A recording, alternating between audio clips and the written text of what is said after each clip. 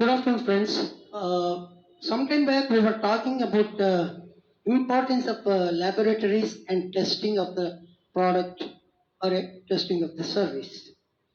See, laboratory is defined as a place where you conduct certain tests to know whether the particular process or a product is meeting the requirements of the various agencies, including the customers and statutory bodies.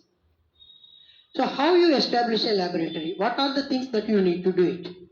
And just to let you know that in India, now all the laboratories who are doing the testing, calibration and sampling, they are all covered through an international standard called ISO 17025.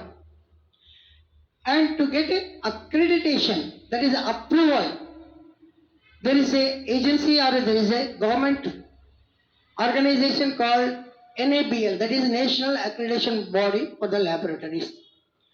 Because laboratory testing is very important, whatever your laboratory people are doing, the test, it is not that they are doing the test for a payment.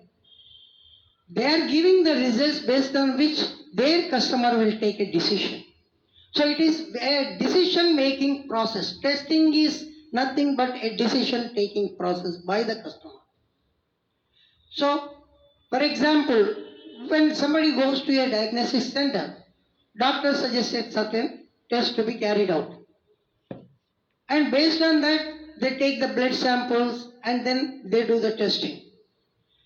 And if any results are erratic, and if those erratic results are verified by the doctor and consider that they are the right, then his prescription will be totally different, which may endanger the life of a particular patient.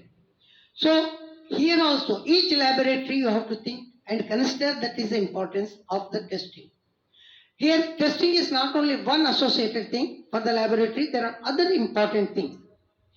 ISO 17025 talks in detail of all the requirements, starting from what are the important things a management should take care in the laboratory, like a confidentiality, impartiality, and how a structure has to be developed, what is the legality of the structure, and what are the resources to be provided, resources including human resources, equipment, machinery, calibration, and all other associated things.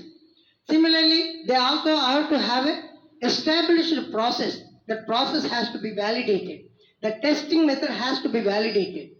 So these are all the important things that you will be taking. In Nabl, particularly, they insist. It is not because they insist, but that is a requirement. If I am running a laboratory, my moral and national responsibility is see that all the tests done by my laboratory should be conforming to whatever the methodology I adopt, be it national or international. There are certain Indian standards are there are certain international standards are there. Whatever is the customer demands. So accordingly I have to do it. And we put all these things into a platform we call as a management system.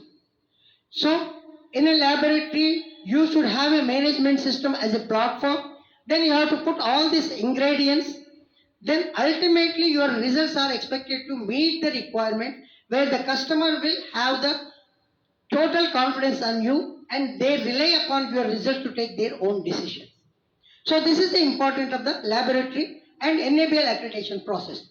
Friends, this is in brief about the importance of the laboratory.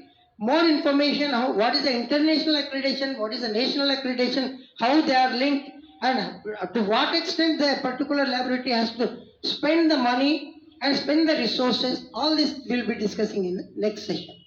Till then, thank you very much.